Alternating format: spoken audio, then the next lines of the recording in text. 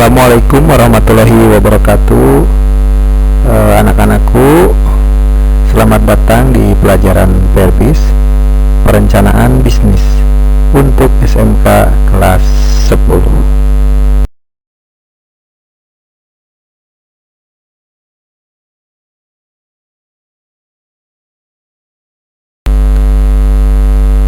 Baik, kita mulai dari bab 1, lingkungan pemasaran.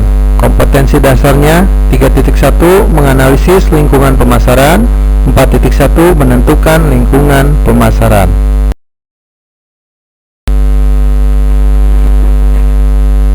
Sekarang kita masuk ke poin-poin pada pembelajaran kali ini. Judul besarnya yaitu lingkungan pemasaran. A. Pengertian lingkungan pemasaran. B. Lingkungan pemasaran mikro. Yang termasuk ke dalam lingkungan pemasaran mikro yaitu 1. Perusahaan, dan di dalamnya terdapat manajemen puncak, keuangan, riset dan pengembangan, pemasaran dan produksi.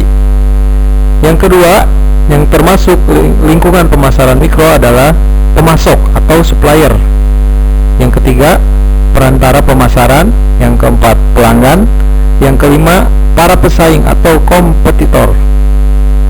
Yang keenam, ada masyarakat umum. Yang termasuk ke dalam masyarakat umum adalah masyarakat keuangan, masyarakat media, masyarakat pemerintah, masyarakat pembela kepentingan umum, masyarakat setempat, masyarakat umum, dan masyarakat dalam perusahaan itu sendiri.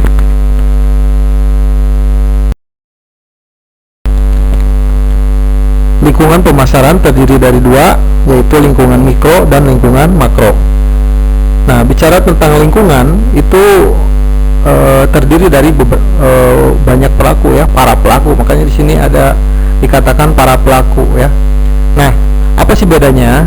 Jadi lingkungan mikro ini ya, dia berkaitan langsung dengan perusahaan-perusahaan yang melayani pasar. Sedangkan kalau lingkungan makro itu dia berkaitan dengan kekuatan-kekuatan yang bersifat kemasyarakatan. Jadi lebih besar lagi gitu ya.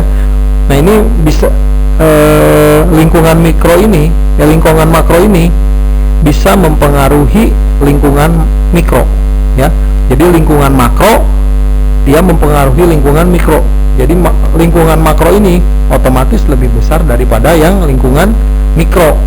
Nah, intinya lingkungan makro ini maksudnya intinya lingkungan mikro itu kan kecil, dia berada di bawah naungan lingkungan yang makro.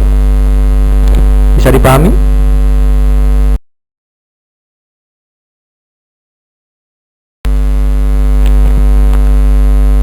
A. Pengertian lingkungan pemasaran. Nah, di sini kita berbicara tentang tujuan pemasaran nih. Apa sih tujuan pemasaran itu? Ya, ya dari berbagai macam tujuan yang diantaranya ya untuk memperoleh laba yang optimal. Nah, apa itu laba? Laba itu adalah keuntungan optimal, keuntungan yang paling besar. Jadi keuntungan sebesar-besarnya ya dari kegiatan pemasaran. Jadi kenapa suatu perusahaan harus melakukan kegiatan pemasaran?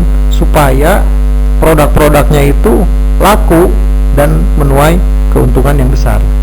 Nah, selanjutnya di kegiatan pemasaran ini supaya si produknya itu laku, apa sih yang harus dikerjakan sama si perusahaan itu?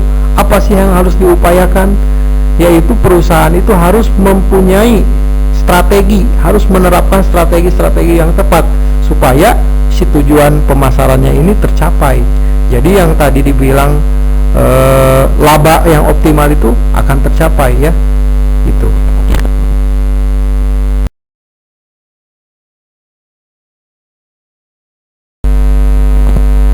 Ya, di sini ada pengertian tentang lingkungan pemasaran. Ini kalian bisa baca sendiri ya, dan kalian sudah catat juga.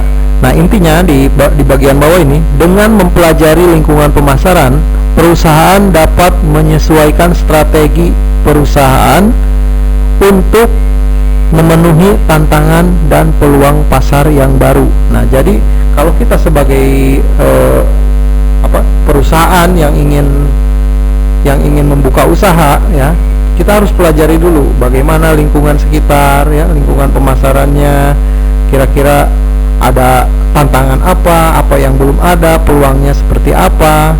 Nah, kita harus siapkan itu, ya, dengan strategi-strategi yang mantap lah, ya. Jadi supaya kita ketika memulai usaha itu sudah lebih siap.